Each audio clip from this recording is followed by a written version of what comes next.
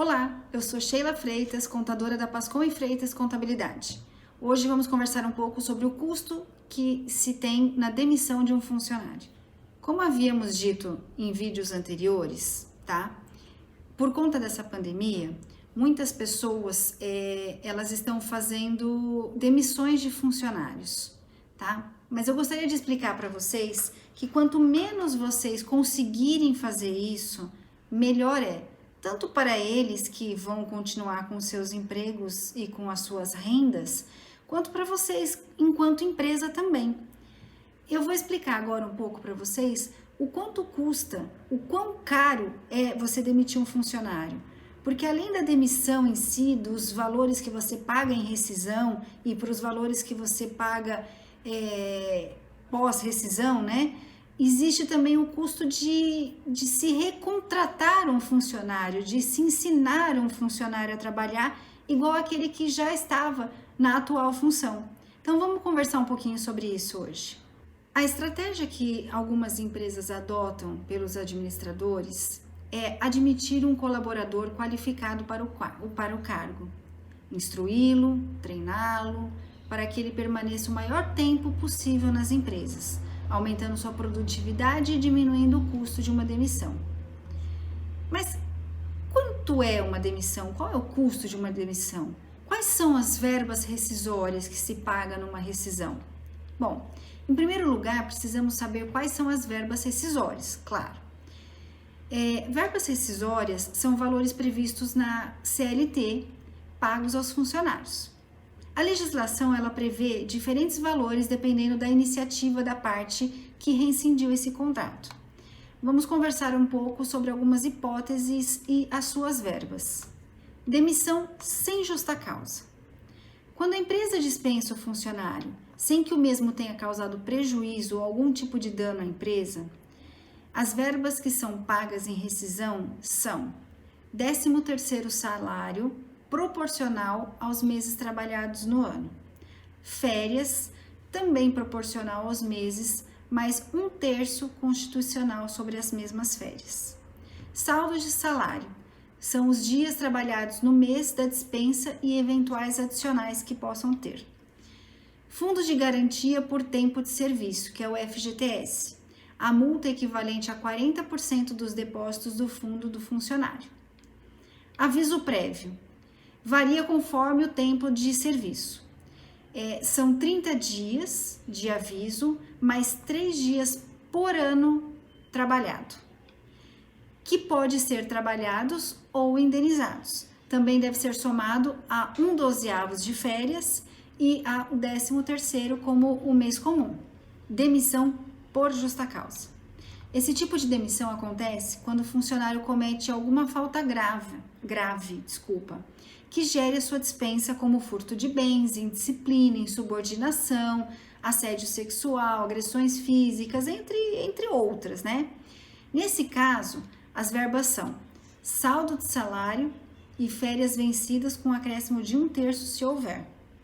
Pedido de demissão. Nesse caso, o próprio funcionário pede desligamento da empresa. Daí, os custos são aviso prévio a ser cumprido pelo funcionário, saldo de salários, férias, 13º, demissão acordada. Esse tipo de demissão ela é muito recente, ela vem da reforma trabalhista. Aqui a demissão é consensual para os dois lados. O objetivo desse tipo de demissão é acabar com os acordos informais que às vezes tinham entre empresa e colaborador, que eram bastante comuns no país. Nesse caso, são apuradas as seguintes verbas. A multa rescisória é apenas de 20% do fundo de garantia. Metade do valor do aviso prévio, se for indenizado. As férias vencidas, proporcionais, e o seu abono de 1/3. 13º proporcional e o saldo de salários. E quais são os custos indiretos na demissão? Os custos indiretos não param por aí. Os custos não param por aí. Há aqueles que são indiretos. Para você entender melhor, a empresa, quando demite um funcionário, ela arca com outros custos que não constituem as verbas rescisórias. Esses são os custos que muitas vezes não são vistos como custo de demissão, mas eles são sim, tá? Não se deixe enganar por isso. Eles são chamados de custos indiretos de demissão. São aqueles gastos com a contratação, substituição de funcionários, entre outros. Eu vou citar agora alguns desses exemplos para vocês saberem o que é cada um, tá? Custo hora de RH. O departamento responsável pela contratação, demissão, treinamento, benefício, tudo que envolve o funcionário de uma empresa é o departamento de recursos humanos, o mais conhecido por vocês como RH da empresa. Quando uma empresa tem uma grande rotatividade de funcionários, os custos desse departamento aumentam, pois esses profissionais eles vão ter mais trabalho com demissão, com contratação, os benefícios, entre outros.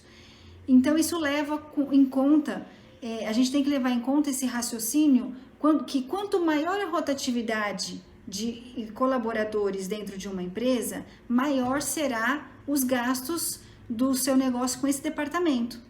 Esses custos, eles têm que ser levados em conta como custo indireto. Horas extras.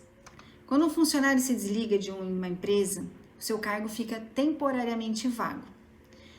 Porém, as operações da empresa não vão parar, né? Elas têm que continuar, elas têm que rodar. Então, isso faz com que seja necessário remanejar algum funcionário para que cubra as funções daquele que se desligou. Essas funções geralmente são distribuídas entre colegas, fazendo com que haja temporariamente um acúmulo de função, gerando muitas vezes necessidade de um maior tempo do trabalho do colaborador. Isso faz com que se incida horas extras, até que se consiga um novo profissional para ocupar o cargo.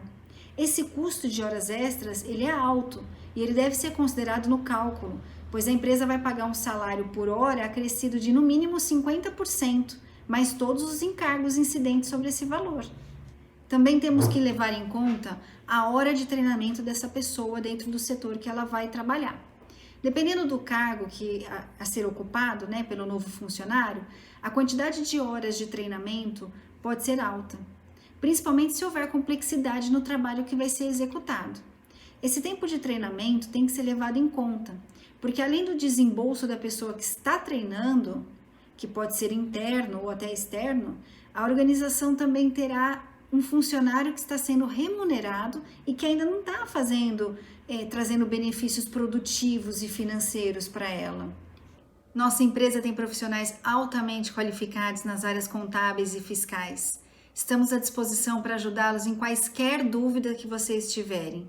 Estamos em todas as redes sociais, um site completo, cheio de novidades, um blog atualizado semanalmente, só para vocês ficarem bem atualizados.